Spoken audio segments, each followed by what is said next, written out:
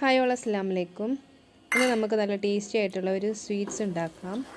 അപ്പോൾ വീഡിയോയിലോട്ട് പോകുന്നതിന് മുമ്പായി ചാനൽ ആദ്യമായിട്ട് കാണുന്നെങ്കിൽ നിങ്ങൾക്ക് എൻ്റെ ചാനൽ ഇഷ്ടപ്പെടുന്നുണ്ടെങ്കിൽ സബ്സ്ക്രൈബ് ചെയ്യാൻ മറക്കണ്ട.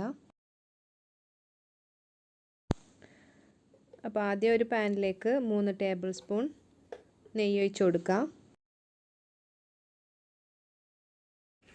നെയ്യൊന്ന് മെൽറ്റായി വരുമ്പോൾ അതിലേക്ക് കുറച്ച് അണ്ടിപ്പരിപ്പും കുറച്ച് മുന്തിരി ഇട്ട് കൊടുക്കുക. അപ്പോൾ അണ്ടിപ്പരിപ്പിനും മുന്തിരിക്കൊന്നും കണക്കൊന്നുമില്ല, നമുക്ക് ഇഷ്ടമുള്ളത്ര ഇട്ട് കൊടുക്കാം. അണ്ടിപ്പരിപ്പും മുന്തിരി ഫ്രൈ ആയി വന്നാൽ ഒരു പ്ലേറ്റിലേക്ക് മാറ്റാം.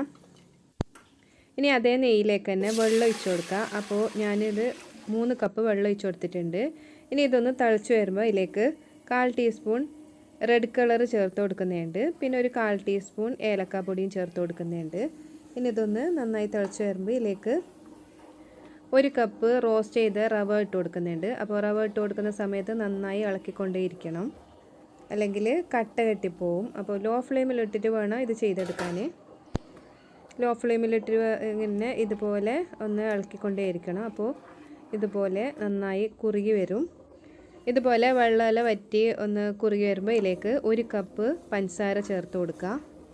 ഈ പഞ്ചസാര എല്ലാം ഒന്ന് മെൽറ്റായി വരുന്നവരെ ഒന്ന് നന്നായിട്ടൊന്ന് മിക്സ് ചെയ്ത് കൊടുക്കുക.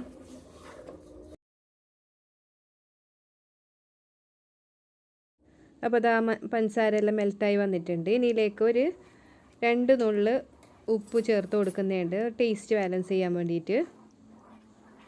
ഉപ്പെല്ലാം നന്നായിട്ടൊന്ന് മിക്സ് ചെയ്തതിന് ശേഷം ഇതുപോലെ ഇളക്കി നന്നായിട്ടൊന്ന് ആ വെള്ളമെല്ലാം ഒന്ന് വറ്റിച്ചെടുക്കണം. ഇപ്പോൾ വെള്ളമെല്ലാം വറ്റി കുറുകി വരുന്നുണ്ട്. അപ്പോൾ ഇതിലേക്ക് ഇനി 1 ടീസ്പൂൺ നെയ്യ് ചേർത്ത് കൊടുക്കാം. ഇനി ആ നെയ്യെല്ലാം ഒന്ന് നന്നായിട്ട് മിക്സ് ചെയ്തെടുക്കണം. ഇപ്പോൾ നന്നായിട്ട് പാനിൽ നിന്നെല്ലാം നല്ല വിട്ട് വരുന്നുണ്ട്. ഈ സമയത്ത് ഫ്രൈ ചെയ്ത് വെച്ച അണ്ടിപ്പരിപ്പും മുന്തിരി ഇട്ട് കൊടുക്കുക. കുറച്ച് അണ്ടിപ്പരിപ്പും മുന്തിരിയും ഗാർണിഷിന് വെച്ചിട്ടുണ്ട്, ഒന്ന് ഇളക്കി കൊടുക്കുക. ഫ്ലെയിം ഓഫ് ചെയ്തതിന് ശേഷം ഒരു പ്ലേറ്റിലേക്ക് മാറ്റാം. ഇത് ചൂടോടെയും കഴിക്കുക, അല്ലെങ്കിൽ തണുപ്പിച്ച് ഇതുപോലെ കട്ട് ചെയ്തും കഴിക്കുക. ചൂടോടെ കഴിക്കുന്നുണ്ടെങ്കിലും നല്ല ടേസ്റ്റാണ്. അതുപോലെ തണുപ്പിച്ച് ഇതുപോലെ ഒരു ബൗളിൽ വെച്ച് സെറ്റ് ചെയ്തു കഴിക്കാനും നല്ല ടേസ്റ്റാണ്. അപ്പോൾ എല്ലാവരും ട്രൈ ചെയ്ത് നോക്കി ഫീഡ്ബാക്ക് അറിയിക്കാൻ മറക്കണ്ട. അപ്പോൾ സ്കൂൾ വിട്ട് വരുന്ന സമയത്തെല്ലാം കുട്ടികൾക്ക് ഉണ്ടാക്കി കൊടുക്കാൻ നല്ല ഹെൽത്തി ആയിട്ടുള്ള ഒരു സ്വീറ്റാണിത്. അപ്പോൾ എല്ലാവരും ഇഷ്ടപ്പെട്ടാൽ ലൈക്ക് ചെയ്യാനും കമൻറ്റ് ചെയ്യാനും ഷെയർ ചെയ്യാനും മറക്കണ്ട. ഇതുപോലെ മറ്റൊരു വെറൈറ്റിയും ടേസ്റ്റിയുമായിട്ടുള്ള റെസിപ്പിയുമായി വരുന്നത് വരെ ബൈ, ടേക്ക് കെയർ, താങ്ക്